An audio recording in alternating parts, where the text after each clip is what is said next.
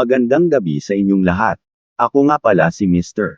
D, at narito na naman tayo sa isa na namang episode ng Kwentong Kababalaghan. Ngayong gabi, tampok natin ang kwento ng isang lalaki na nagngangalang Carlo, na nakaranas ng kakaiba sa kanyang condominium unit. Ito ang kanyang kwento. Magandang gabi, Mr. D. Ako nga pala si Carlo. Bumili ako ng isang condo unit sa isang sikat na condominium sa Quezon City. Sa 11th floor na punta ang unit ko. Dahil yun na lang ang bakante kaya kinuha ko na rin. Tuwing umuwi ako bandang alas 8 ng gabi, napansin ko na ako lang mag-isa sa naturang floor.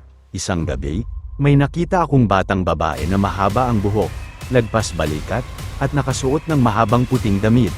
Dumaan siya sa pasilyo. Noong una, hindi ko siya pinansin. Inakala ko na anak lang siya ng kapitbahay.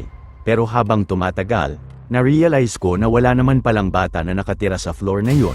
Simula noon, kinakabahan na ako sa tuwing umuwi ako ng alas 8, dahil nakikita ko pa rin siya. Isang araw, dahil sa kuryosidad, sinundan ko ang batang yon sa pasilyo, pero bigla na lang siyang nawala sa mismong harapan ko. Sa sobrang kaba, dali-dali akong pumasok sa unit ko. Hanggang ngayon, hindi ko maalis sa isip ko kung bakit siya nagpapakita. Nais ba niyang humingi ng tulong, o gusto niya lang magpakita sa akin? Dito ko na lang po tatapusin ang aking kwento, Mr. D. Sana'y magustuhan ng mga nakikinig ang aking karanasan. Salamat sa pagbabahagi ng iyong kwento, Carlo. Para sa akin, may mga multo na nagpapakita upang magbigay ng babala, humingi ng tulong, o kaya'y binabantayan lang ang isang lugar. Ang payo ko sa iyo, kung hindi ka ginugulo ng multo, hayaan mo na lang siya. Pero kung nagsimula ka ng guluhin, maaari kang magdala ng asin at buo-buong bawang, balutin mo ito sa pulang tela at ilagay sa loob ng iyong bag.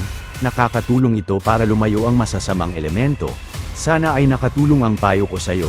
Carlo, maraming salamat ulit sa pagtitiwala at pagbabahagi ng iyong kwento dito sa ating channel. Dito na nagtatapos ang ating kwentong kababalaghan ngayong gabi. Ako si Mr. D, ang inyong horror DJ. Hanggang sa muli nating episode. Kung nagustuhan ninyo ang kwento, huwag kalimutang mag-like, share, at subscribe.